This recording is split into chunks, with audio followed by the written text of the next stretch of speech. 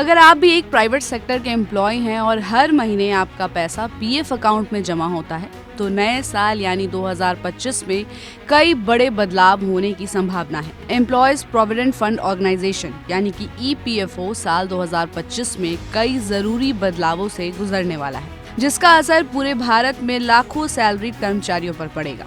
इन बदलावों का motive experience को बढ़ाना, प्रोसेस को बेहतर करना और एम्प्लॉय और एम्प्लॉयर ट्रांसपेरेंसी में सुधार करना है। तो चलिए इस वीडियो में आपको इन बदलावों के बारे में डिटेल में बताते हैं। इन बदलावों से लाखों भारतीय कर्मचारियों के फाइनेंशियल सेफ्टी पर इम्पोर्टेंट इफेक्ट पड़ने की उम्मीद है, जिससे फ्यूचर के लिए ज्यादा मजबूत और सिक्योर रिटायरमेंट इंश्योर होगी। यहाँ कुछ ऐसे बदलाव के बारे में जानकारी दी जा रही है जो साल 2025 में लागू हो सकते हैं। रिपोर्ट्स के अनुसार ईपीएफओ एक एटीएम कार्ड जारी करेगा, जिससे सदस्य 24 घंटे पैसे निकाल सकेंगे।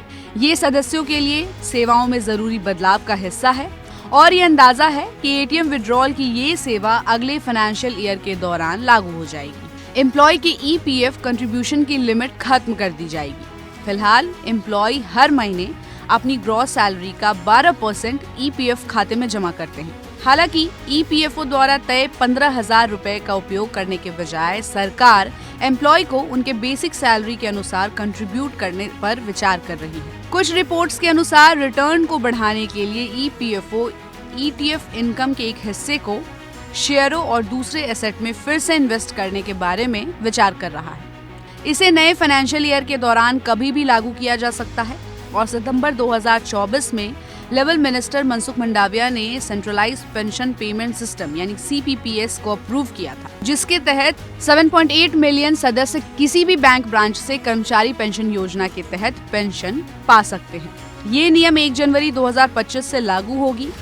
एम्प्लॉयज प्रोविडेंट फंड ऑर्गेनाइजेशन यानी कि ईपीएफओ ने एम्प्लॉयर्स को 31 जनवरी 2025 तक कर्मचारियों का सैलरी डिटेल अपलोड करने का लास्ट मौका दिया है।